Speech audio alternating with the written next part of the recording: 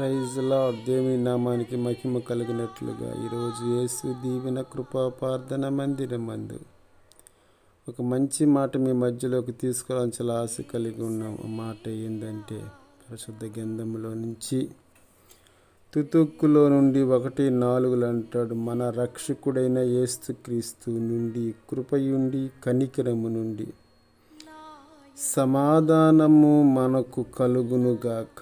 హల్లెలూయా. దేవుడు అంటాడు, సమాధానము కావాలా, మనసుకు నిలకడ కావాలా, హృదయానికి అనుకూలత కావాలా.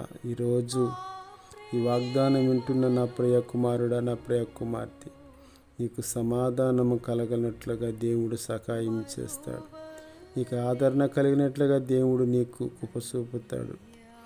నిన్ను ఆశీర్వదించినట్లుగా దేవుడు దయ చూపుతాడు. కనుక ఆయన కొరకు కనిపెట్టుకొని ఆయన కొరకు నువ్వు నిరీక్షణ కలిగి ఉంటే దేవుడు కృప కనికరము నీకు ఎప్పుడు ఎల్లప్పుడూ తోడుగా ఉండి వద్దెలా చేసి ఆశీర్వదించునుగాక.